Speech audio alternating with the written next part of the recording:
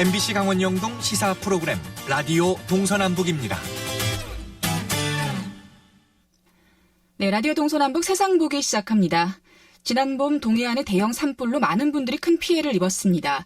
안타까운 사연, 말로는 다 말할 수 없을 만큼 많지만 그중 가장 가슴 아팠던 부분이 지원을 해줄 법적 근거가 없어서 큰 피해에도 불구하고 보상을 받지 못했던 소상공인들의 사연인데요. 이런 사연을 접한 많은 사람들이 각고의 노력을 쏟아 정부의 추경 예산에 305억 원의 지원비를 반영할 수 있었습니다. 그런데 이미 추경이 편성된 305억 원 중에 60%에 해당하는 185억 원은 어쩌면 불용 처리가 될 수도 있다고 합니다. 어떻게 된 일인지 자세한 이야기 이양수 국회의원에게 들어보겠습니다. 의원님 안녕하십니까? 예, 안녕하세요. 이양수입니다. 네, 처음부터 하나씩 좀 짚어보겠습니다. 집이나 가게나 공장이나 지역민들에게 삶의 터전인 건 마찬가지잖아요. 네. 그런데 산불 피해 보상이 집은 보상이 되는데 가게나 공장은 보상이 안 됐다는 거죠. 네. 소상공인들에게는 국가에서 지원할 법적 근거가 없기 때문이다라고 하는데 그럼 지금 소상공인들은 지원을 하나도 못 받았나요? 예, 거의 못 받았습니다. 이제 국민들의 아주 소중한 성금에서 조금 일부 지원하기는 했는데 그거는 너무나 미미한 금액이고요. 왜 이렇게 돼 있냐면은 현재 정부가 가지고 있는 규정이 지금 잘못돼 있어요. 네. 규정이 뭐냐면은 자연재난 구호 및 복구비용 부담 기준 등에 관한 규정이라고 돼 있는데 이제 거기에서 국고나 지방비 성금들을 지원하는 이제 그런 대상이 이제 정해져 있죠. 그 대상에 주택, 농경지, 농업시설, 그리고 공공시설 요렇게만 돼 있고 중소기업이나 소상공인들, 영세 자영업자들 이런 분들에 대한 지원 대상 근거가 없어요.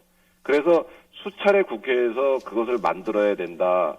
왜냐하면 사람이 영세 소상공인들이나 자영업자들이 재해를 당하면은 완전히 그냥 거리에 나앉게 되는 거랑 똑같으니까 지원해야 된다 그래서 법안도 제출을 하고 여러 가지 시도도 하고 건의도 하고 했는데 계속 정부의 반대에 부딪혀가지고 이번 문재인 정부뿐만 아니라 과거의 정부가 쭉 아직은 우리나라가 주택이나 농업시설 정도는 해도 이 중소기업이나 소상공인까지 할 여력은 안 된다 그래가지고 계속 거부해 왔는데 국민소득 3만 달러 시대가 이제 도래했습니다. 이 정도면은 이제 소상공인들과 중소기업에 대한 지원도 해야 된다. 그래서 노력을 해서 요번에 이제 첫 발을 띄게 된 것 같습니다. 그렇군요. 소상공인 지원을 위한 예산이 참 어렵게 정부의 추가 경정 예산이 반영이 됐는데 어느 정도 규모였는지도 궁금하고요. 또 다시 재개할 수 있는 수준의 보상이 되나요? 참 이번 추경에 확보한 금액이 총 305억인데요. 이제 소상공인들이 총 피해 입은 금액은 1,400억이 넘습니다. 네. 1,420억인데 그중에 이제 305억이면은 한 20% 정도 되잖아요. 정확히는 21.5%인데 내가 가지고 있는 가게가 완전히 이제 멸실이 됐는데 그 중에 한 5분의 1 정도를 이렇게 국가가 이제 보존해 주게 되는 겁니다. 요번 305억이라고 하는 게. 하여튼 국회에서 우여곡절 끝에 통과가 됐습니다.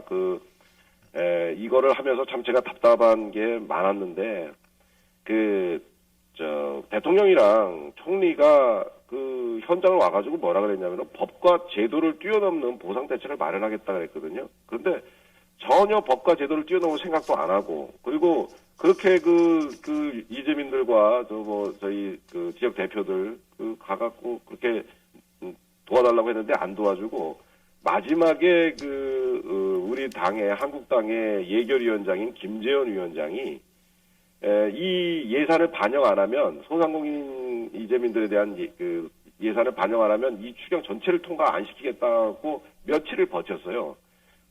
한국당이 발목 잡는다고 욕을 먹어가면서 그걸 감수하면서 김재원 의원이 해줬는데 김재원 의원께서 아주 좀 제가 너무 감사드리는데 그렇게 해서 겨우겨우 이제 반영이 된 거죠.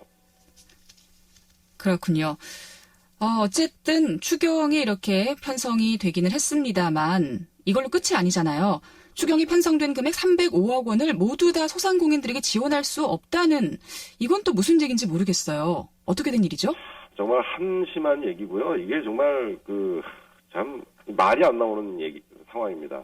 정부는 당초에 9월 중순에 사업 공고를 내고 10월 초까지 접수를 받아서 이제 복구 지원을 빨리 빠른 시일 내에 완료하겠다 이제 이렇게 계획을 했었고 저한테 설명도 했었거든요. 네.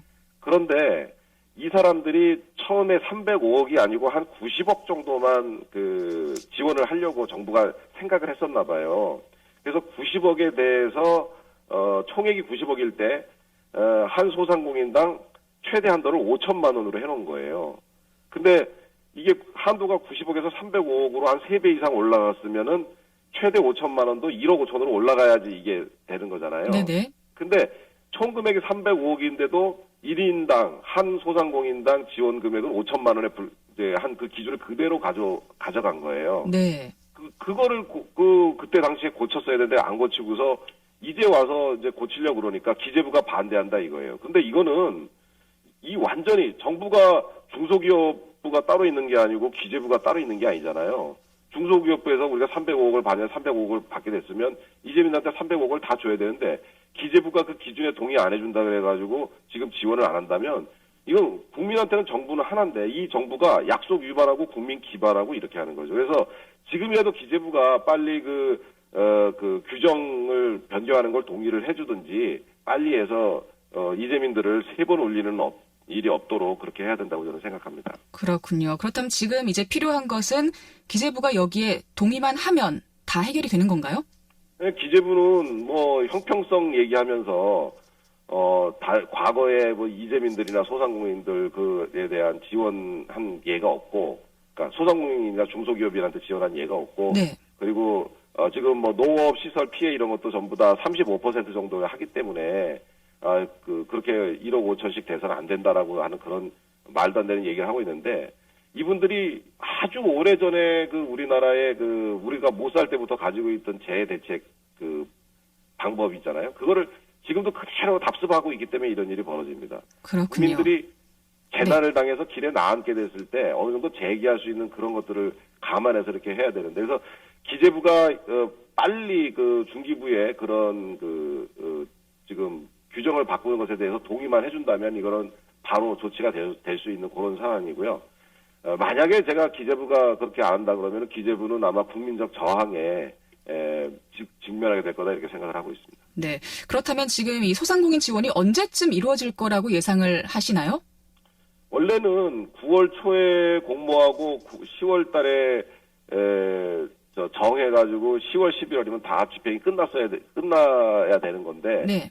지금 규정 개정 때문에 지금 주민 설명회도 하려다가 취소하고 뭐 이런 식으로 되어 있기 때문에 전 언제 될지 모르겠어요. 근데 이게 올해 예산이거든요. 네. 올해 12월 넘으면은 내년에 또 뭐 불용된다는 둥 어쩐다는 둥 이상한 얘기가 나올 수 있기 때문에 그래서 저는 빠른 시일 내에 지금 기재부와 중기부의 협상을 종용하고 있는데요. 네. 도대체 이 정부가 이 국무조정 능력이 없어요.